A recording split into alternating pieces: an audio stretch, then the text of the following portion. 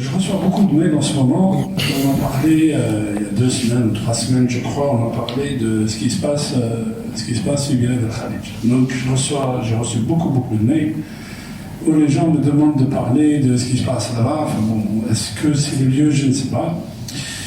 De ce qui se passe là-bas et ce qui se passe dans les pays musulmans. Il y a même un qui m'a envoyé une photo. Quand il chauffe la frontière entre la Belgique et la Hollande, c'est marqué d'un côté NL, Netherlands, et d'un côté BE, Belgium. C'est un trait. Vous avez dans une ville ou les 2 villes, un trait. Là vous avez la Belgique, là vous avez la Hollande. Et sur la même photo, il y a la frontière entre l'Algérie et le Maroc. Barbeli, c'est la frontière entre l'Égypte et le Soudan. La frontière entre le Qatar et l'Arabie Saoudite, même si entre le Qatar et l'Arabie Saoudite, il y a juste un petit chemin. La frontière entre l'Iran et l'Irak. Ajib, hein. Bon, quoique l'Iran et l'Irak, maintenant, les choses ont changé. Vous savez qu'en Irak, par exemple, il y a 65% de la population, entre 60 et 65% de la population est avec non, c'est pas là-bas. C'est le contraire. Non, le contraire. C'est pas vrai. Ouais. Ah, ok, d'accord. Ça manipulé par. Ok, mais n'empêche que l'Irak a été. Maintenant, il est sous l'égide de qui? De l'Iran. C'est l'Iran qui est derrière et qui est. Alors, dans une autre Juma, Inch'Allah, je vous parlerai qu'est-ce qui a fait qu'il y a la guerre entre l'Iran et l'Irak. Et aujourd'hui, je vais vous parler juste un peu de l'histoire de l'Iran pour que vous compreniez un petit peu ce qui se passe. Un petit peu. Parce qu'il nous faut des éléments. Si on n'a pas d'éléments, on ne comprend pas. Il faut juste comprendre que ce qu'on appelle l'Iran aujourd'hui, ça a toujours été appelé la Perse. Toujours, ça a été appelé la Perse. L'Iran n'était pas chia. Le chia a fait l'Iran, c'est à partir du XVIIe siècle, vers les années 1600. Là, c'est la Safawiya, ce qu'on appelle les Safavides ou les Séfivides. الدولة الصفوية هي التي c'est elle qui a imposé le schisme en Iran. C'est quoi le schisme? Qu'est-ce que c'est le schisme? Quelqu'un sait? Shiat Ali. Comment c'est quoi le schisme? Ali. Ali, non. Sur Ali. D'accord. كلمة شيعة معناها فرقة صح. لكن هذا جاي من شيعة علي. C'est quand il y a eu la bataille entre Ali et Muawiyah, il y a une partie des gens qui est sortie, on parle de ça en quand? Ouais, en 40, après, 40 de l'Hijra. Il y en a 30 ans après la mort du prophète, ça là. Ouais, donc il y a une partie des gens qui est sortie, nous on donne l'allégeance à Ali. C'était resté comme ça. Un des Shia, pour que vous compreniez les frères. Alors, j'ouvre une parenthèse. Ce qui se passe entre l'Arabie Saoudite et l'Iran, ça n'a rien à voir avec les Shia. C'est des affaires politiques. Ça n'a rien à voir. Oh, moi, nous la donnons comme ça, nous la vendons comme ça, comme ça, comme ça. Mais c'est juste des intérêts politiques et des intérêts économiques derrière. Hein. On reviendra sur ça. Les Shia Ali. Donc ils veulent que Ali, ils disent que c'est Ali, Ali c'est lui qui doit être le calife des musulmans. Et les trois califes qui ont précédé, ils ont spolié le khilaf. Du coup, vous avez chez certains imams chez Shia, ils insultent Abu Bakr et Omar. Ils insultent Abu Bakr et Omar. Alors qu'Abu Bakr, nazalati ayat, Abu Bakr, il y a des versets qui sont descendus sur lui. إذ يقول لصاحبه إذ هو بالغار إذ يقول لصاحبه لا تحزن إن الله معنا. Qui c'est صاحبه? Il dit à son compagnon, ne sois pas triste, ne sois pas affligé, Dieu est avec nous. Qui c'est son compagnon qui a fait la hijra avec le prophète sallallahu alayhi wa sallam? C'est Abu Bakr. Comment tu peux insulter quelqu'un sur lequel on parle? ولا يأتي أولو الفضل والسعة منكم. Allah subhanahu wa ta'ala, il parle de Ulul Fadl. Qui c'est Ulul Fadl ici? Fait Qadiyat Mistah. Quand Abu Bakr il a dit, celui qui a parlé sur Aïcha, je ne lui donnerai plus rien. Alors que c'était quelqu'un de proche à lui. L'ayah est descendue sur Abu Bakr. Et ils insultent Abu Bakr. Bon. Les Shia ils disent que le khilafa devrait rester dans la famille du prophète. Alors ça va très loin, parce qu'ils vont nous dire que Fatima, elle avait une autre version du Coran. Vous savez que ça veut dire une autre version du Coran? Ouais. Ça veut dire ce que vous suivez, c'est pas mal. Ils disent pas autre chose. Alors, Muawiyah, chez eux, Muawiyah, c'est quelqu'un qui est dans la loi, qui est, voilà, kha'in, kada, kada. Alors, comprenez juste une chose. Muawiyah, min kutab al-wahy. Kutab al-wahy, à peu près une quarantaine. Qu'est-ce que ça veut dire kutab al-wahy? Ceux qui rédigeaient al-wahy, la révélation quand elle descendait. Quand le prophète sallallahu alayhi wa sallam recevait la révélation, il y avait des gens autour de lui, des gens qui savaient lire et écrire. C'était rare à l'époque. Hein. Parmi eux, Ubay ibn Ka'b, parmi eux, Zayd ibn Thabit. C'est vrai que Zayd ibn Thabit, c'était un savant à l'époque du prophète sallallahu alayhi wa sallam. Il connaissait plusieurs langues, il parlait l'hébreu. Parmi eux, Muawiyah ibn Abi Sufyan, Ali ibn Abi Talib, c'était des gens lettrés.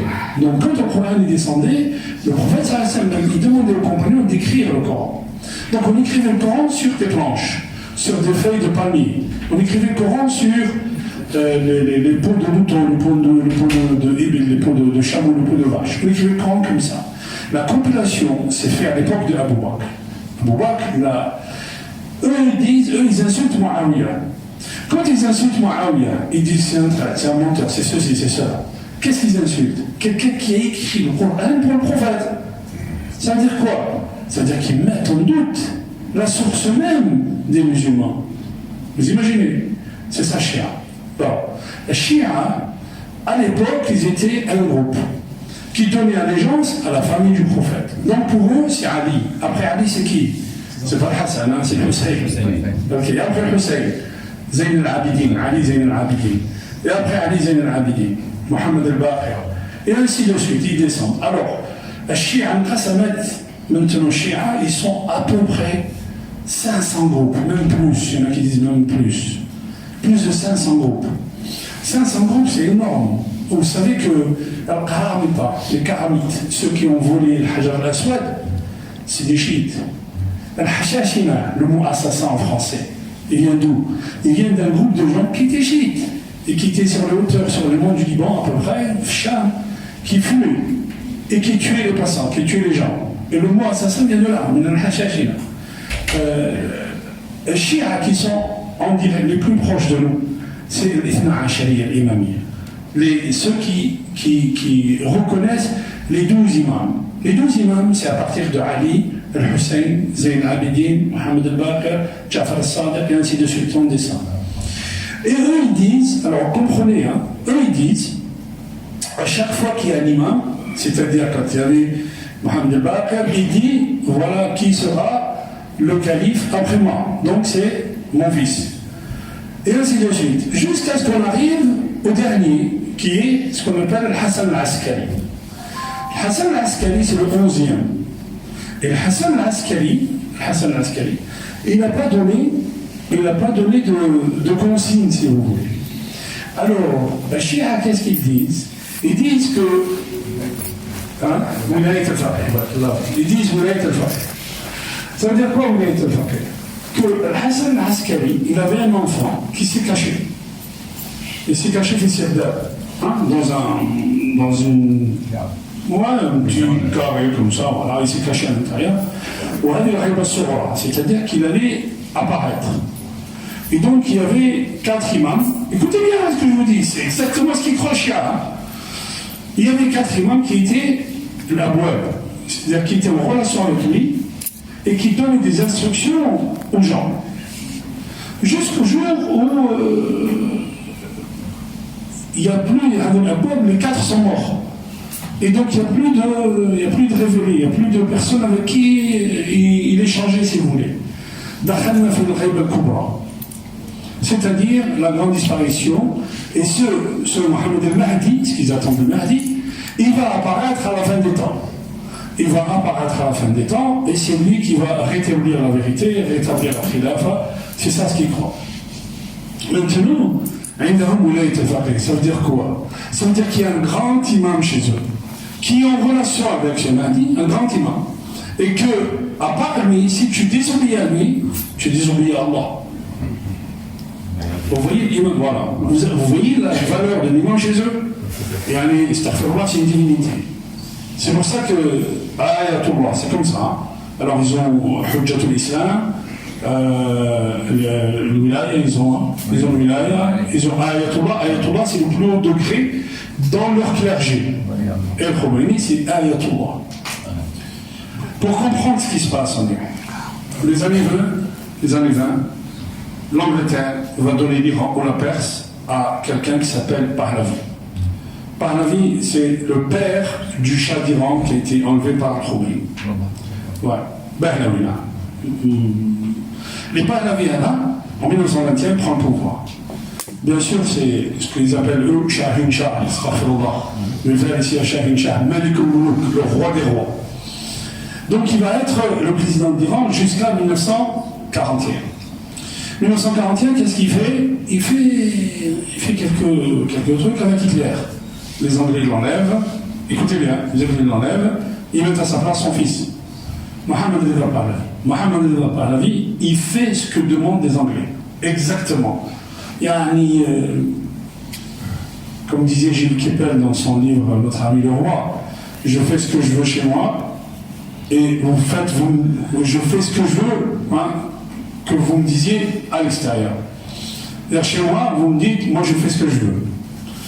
Les gens en prison, comme les libertés saccagées, enfin bon. Il faut comprendre une chose. L'Iran, c'est la quatrième pays de réserve de pétrole dans le monde. Et le deuxième pays, réserve de gaz dans le monde, après la Russie, pardon. Deuxième pays au monde. Vous imaginez la richesse. En 1953, il y a eu des élections et il y a un Premier ministre qui est élu. Je crois Mossadegh, comme on dit en français. Adam Mossadegh, qu'est-ce qu'il va faire? Il va nationaliser le pétrole. Il y a les APOC, les AIOC, comme on dit. Les APOC, c'est une entreprise anglaise qui a été créée en Iran pour qu'ils prennent le pétrole de l'Iran. En 1953, ils nationalisent. Et ils nationalisent le pétrole. Qu'est-ce qui se passe? La CIA, elle vient, elle fait un coup d'État. Et elle remet Reza Pahlavi. Alors, remet Reza Pahlavi, c'est une partie de plus belle. Donc, le pétrole, c'est aux Américains, aux Anglais. Les Américains vont mettre leurs pieds, parce que c'est eux qui ont fait le coup d'État, et c'est eux qui vont servir leur pétrole, et commence la répression du peuple. En 1963, il y a quelqu'un qui va élever sa voix, et qui va être mis en prison. Qui c'est? Qui vient d'une ville qui s'appelle Khomeini. C'est le Khomeini. Il va être mis en prison pendant 1 an. Et après, on va l'expulser. Il va partir en Irak, ensuite en Turquie, et ensuite il s'établit où? En France. En France, en Afrique, à Neuf-le-Château. Et de France, à partir des années 70, il commence à envoyer des cassettes, il commence à Harad al-Nas, il y a une révolution. On vous dit que dans l'histoire, il y a 2 grandes révolutions. La révolution française et la révolution iranienne. De 70 à 79, ils n'ont pas lâché le morceau. Vous savez ce que c'est la SAVAK? La SAVAK, c'est la police secrète du Shah. C'est quand il mettait quelqu'un en prison, tu n'entends plus parler de lui. Et il est torturé à mort. Jusqu'en 79. Ok? 79, le peuple, il renverse le Shah. La révolution, elle a pris tous les... Je suis en train de citer des événements politiques. Hein. Je reviendrai sur la Shia après, hein, dans une autre... Inch'Allah, la semaine prochaine ou la semaine d'après, Bénin. 79, notez bien cette date. 79, c'est très important pour le monde musulman. 79, il y a eu l'attaque de la Mecque. Vous savez ce que c'est l'attaque de la Mecque? Pendant 15 jours, il n'y a pas eu d'adhan fi Makkah. 15 jours. 79, il y avait la révolution iranienne. 79, il y a eu l'Afghanistan. C'est-à-dire l'URSS qui va envahir l'Afghanistan. Et là, l'Arabie Saoudite va se débarrasser de tous les frères musulmans, de tous les éléments gênants chez eux. Ils vont les envoyer en Afghanistan. Je vais raconter tout ça, Inch'Allah, une autre fois. 79, il y a la révolution. Le Shah d'Iran va partir. Il va prendre un avion, il va quitter, il va fuir. Il va fuir l'Iran. On l'a financé. Vous savez comment on l'appelait dans les années 70? Le gendarme du Golfe. Il avait les armes, il était armé par les Américains, il avait... Le gendarme du Golfe, personne ne pouvait parler avec le Shah d'Iran. Quand il quitte l'Iran et que les Iraniens prennent le pouvoir, vous savez ce qui se passe? Il va en Europe, il va atterrir, personne ne le laisse atterrir. Une Chine. Ils l'ont jeté face. C'est fini. Vous savez où est-ce qu'il va atterrir? En Égypte. Il va atterrir en Égypte. Ok. Ensuite, quand ils vont en Égypte, ils vont avoir un cancer des glandes lymphatiques. Ils vont partir aux États-Unis pour se soigner. Bon, il a de l'argent, hein, ne vous inquiétez pas pour lui, il a de l'argent. Il va suivre, il va se soigner du cancer des glandes lymphatiques. Quand ils se retrouvent aux États-Unis, en 79, qu'est-ce qu'ils font les Iraniens, surtout les étudiants? Ils vont rentrer, ils vont accéder, ils vont casser les portes et rentrer dans le consulat des États-Unis. C'est grave. Diplomatiquement parlant, au niveau des mœurs diplomatiques, c'est très grave. Parce que le consulat ou l'ambassade, c'est le territoire du pays en fait. Donc ils ont attaqué un pays. Et ils ont pris en otage qui? Les Américains qui étaient dedans. Donnez-nous le chat, on vous donne les otages. C'était des événements terribles à l'époque, terribles. Je ne sais pas si vous imaginez. Vous allez me dire pourquoi ils n'ont pas fait ça avec l'Égypte. L'Égypte, alors vous avez pris les gens de l'ambassade, mangez-les. Les États-Unis, non, c'est des citoyens américains. Les États-Unis, ils ont envoyé des hélicoptères pour libérer les otages. Les hélicoptères ont explosé en vol. 79 on parle là, c'est ça? Ok. Ils n'ont pas réussi à libérer les otages. Et ils sont libérés, ils ont fait les échanges après les élections américaines que Carter a perdu, et ils ont fait l'échange à Alger en 1980. Et donc là, Saddam Hussein, bien sûr, il avait un différend avec l'Iran. Entre l'Irak et l'Iran, il y avait un différend sur Chattahar. Ouais, sur la frontière. Qui a été réglé à Alger en 1975, et là, on allume le feu.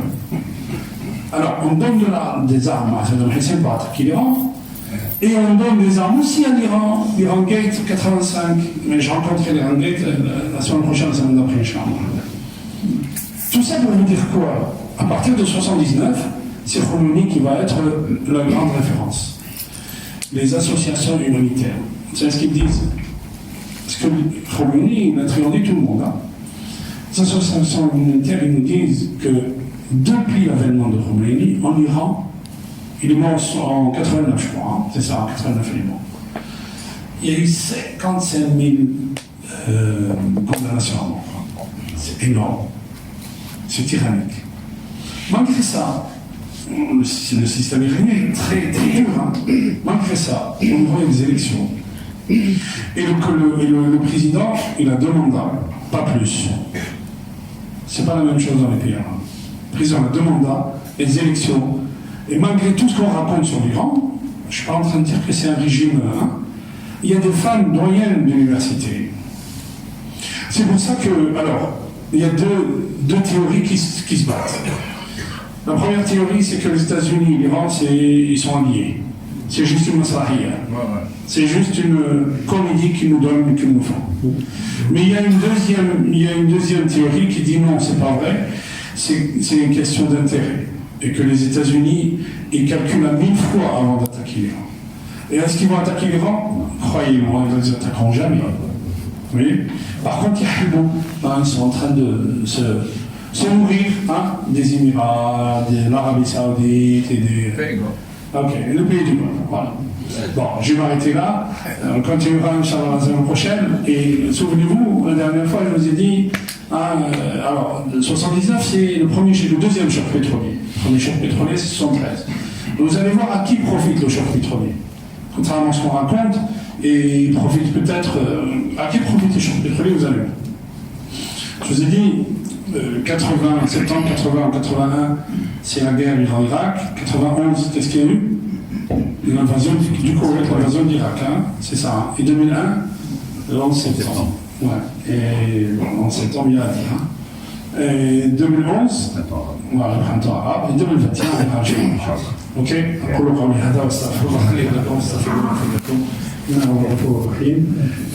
Juste une chose, il y a un frère qui m'a envoyé faire des doigts à un malade.